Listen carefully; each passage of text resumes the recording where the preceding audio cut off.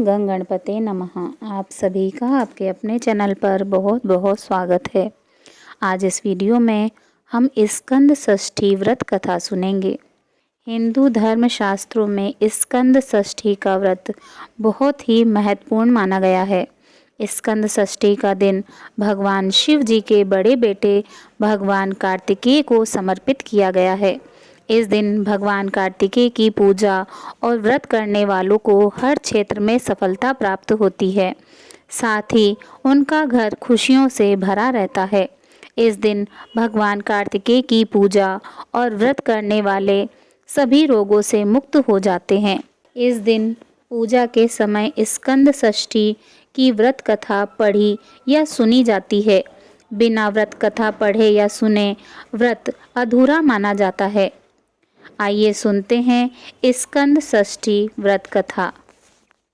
स्कंद पुराण में वर्णित एक कथा के अनुसार शुक्ल पक्ष की षष्ठी तिथि में ही भगवान कार्तिकेय का जन्म हुआ था, जिन्होंने तारकासुर नाम के दैत्य का वध किया था।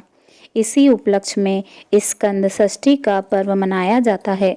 स्कंद पुराण की कथा के अनुसार एक बार तारकासुर नाम के दैत्य ने भगवान शिव जी की घोर तपस्या कर उनसे ये वरदान प्राप्त किया कि उसे भगवान शिव के पुत्र के अलावा और कोई न मार सके।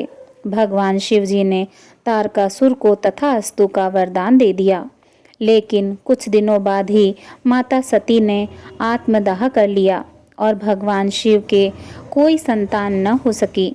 माता सती के आत्मदाह के बाद से भगवान शिव जी वैरागी होकर समाधि में लीन हो गए और इधर तारकासुर ने तीनों लोकों में अत्याचार करना शुरू कर दिया। तारकासुर के अत्याचार को सहन न कर पाने के बाद देवतागण पहले ब्रह्मा जी के पास मदद के लिए गए।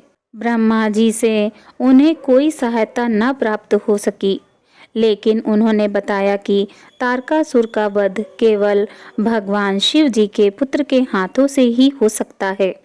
अब समस्या यह थी कि बैरागी भगवान शिव जी को गृहस्थ कैसे बनाया जाए ताकि उनका माता पार्वती के साथ विवाह हो सके।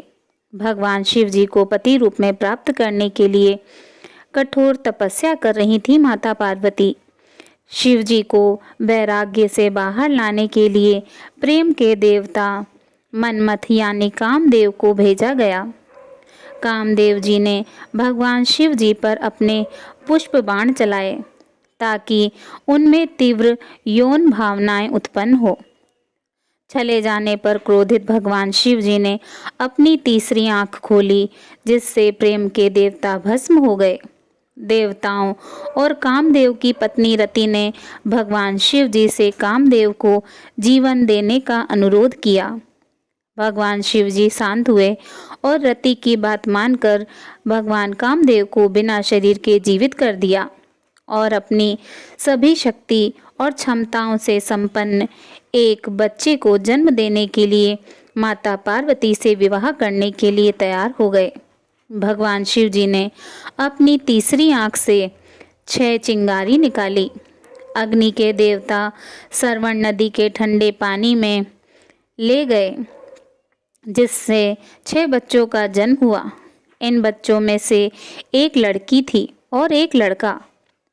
ये लड़का कोई और नहीं बल्कि स्कंद यानी के कार्तिकेय जी थे, जिनके 6 मुख और 12 हाथ थे। जैसे जैसे भगवान कार्तिकेय बड़े होते गए, वैसे वैसे वह एक महान और चतुर बुद्धि वाले योद्धा के रूप में विकसित हुए। बड़े होने के बाद उन्होंने तारकासुर के खिलाफ युद्ध शुरू कर दिया। कार्तिकेय और तारकासुर के बीच भयंकर युद्ध हुआ, जिसके बाद कार्तिकेय ने तारकासुर का गला काटकर उसका वध कर दिया। तारकासुर की लाश से एक मोर उत्पन्न हुआ, जिसे कार्तिकेय जी ने अपना वाहन बना लिया। तारकासुर के वध के बाद सभी देवी देवता प्रसन्न हो गए और उन्होंने कार्तिकेय जी को देवता का सेनापति घोषित कर दिया। कार्तिकेय जी ने शुक्ल पक्ष की षष्ठी में ही तारकासुर का वध किया था, जिसके बाद इसी तिथि को स्कंद षष्ठी के नाम से मनाया जाने लगा। बोलिए भगवान स्कंद स्वामी की जय।